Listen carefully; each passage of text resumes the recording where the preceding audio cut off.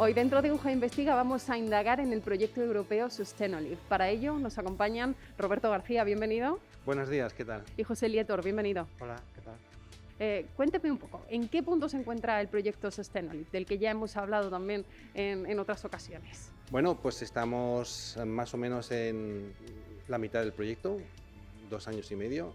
Ya nos queda 1 año y medio para finalizar este proyecto tan apasionante desde mi punto de vista.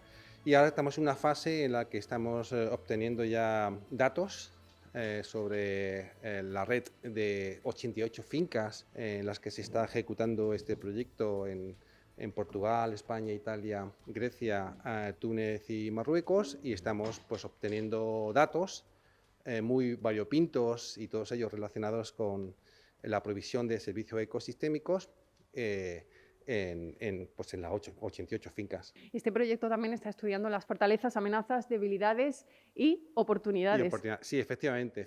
Una de las primeras cosas que se hizo en este proyecto fue una encuesta a cientos de olivareros en todos estos países de la cuenca del Mediterráneo, que son los principales productores de aceite de oliva en todo el mundo, para identificar, como bien has mencionado, la fortaleza, las debilidades en cada uno de los países, porque la manera en que se cultiva el olivo aquí en Andalucía difiere enormemente de cómo se hace en Túnez, Marruecos, etcétera. Y por tanto, efectivamente, distintas fortalezas, distintas oportunidades, etcétera. Sí, y eso ya, los resultados están colgados en la página web de Sustainolive. ¿Y qué resultados son los que se están obteniendo aproximadamente? Bueno, lo primero de todo, que la aplicación de combinaciones de prácticas de manejo catalogadas a priori como sostenibles, evidentemente ayudan a secuestrar carbono, CO2 de la atmósfera, y por tanto tienen un claro papel en la mitigación del cambio climático. Hemos medido una reducción en la pérdida de suelo por erosión, por tanto potencial de capital ambiental. Hemos visto que la integración de gallinas en olivar también tiene un efecto beneficioso, entre otras cosas, porque el olivar se puede diversificar productivamente y no solo se vende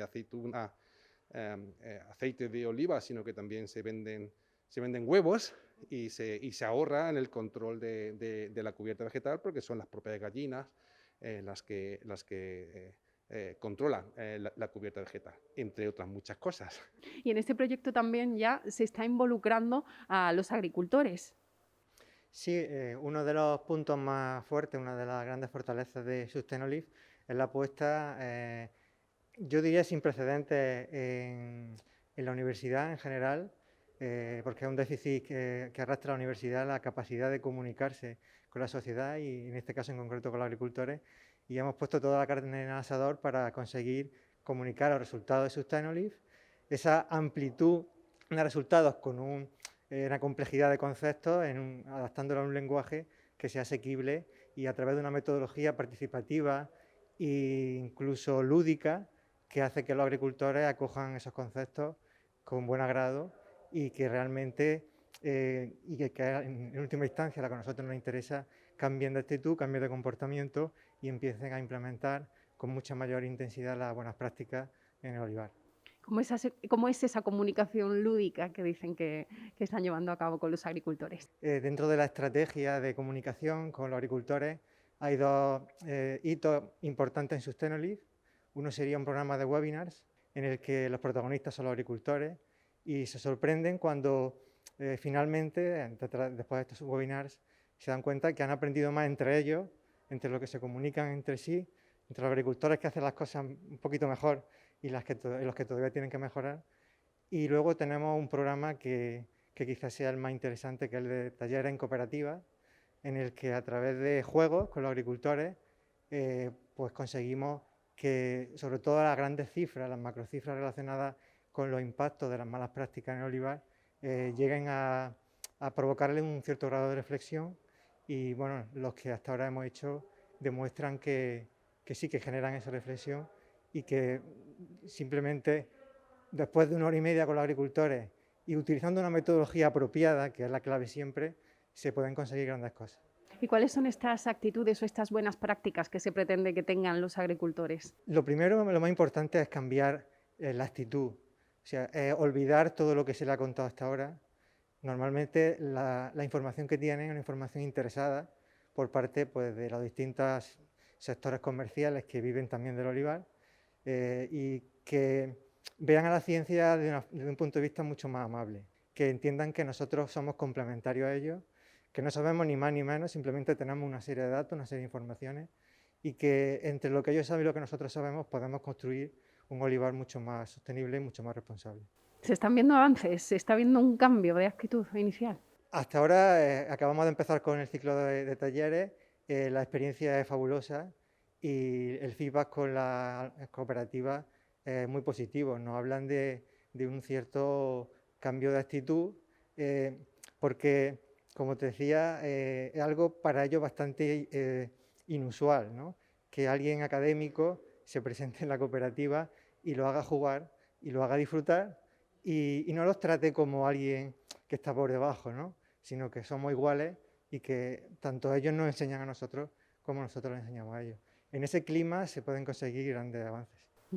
¿Y qué repercusión se espera que tenga este proyecto en el medio ambiente y también en la agricultura tradicional, también por supuesto, de la provincia de Jaén? Pues esperemos que las repercusiones y el impacto en la sociedad sea elevado. Es decir, ya sabemos que la Unión Europea ha montado unos planes, unas estrategias que tienen nombres a veces un poco rimbombantes, de Green Deal, Zero Pollution, la estrategia de Zero Pollution, etc. Se va a trasladar en prácticas concretas, en subvenciones concretas, ¿no?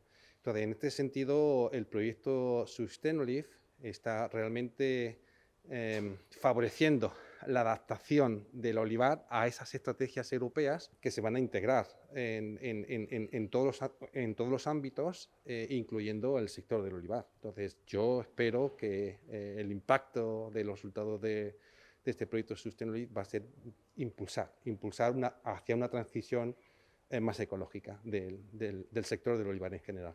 ¿Cuándo prevén que se pueda empezar a notar el impacto de este proyecto? Pues ya se está notando. Es decir, desde el último taller que implementó José Lieto, pues ya nos han llegado noticias de agricultores, primero de lo contentos que están con esta nueva manera de divulgar los resultados de Sustainolive, y ya pues nos llegan preguntas concretas de cómo podemos hacer esto, cómo podemos hacer lo otro. Un olivarero siempre arriesga su capital y antes de implementar algún cambio se lo piensa mucho, ¿no? Pero al menos sí tenemos noticias de que pues de que ya acuden a nosotros para preguntarnos de forma más concreta cómo implementar distintas combinaciones de práctica de manejo a priori sostenibles. Pues con esta buena noticia nos vamos a quedar. Buenas noticias para la agricultura y buenas noticias, como no, para la Universidad de Jaén. Y nosotros vamos a seguir ampliando otras investigaciones aquí en UJA Investiga.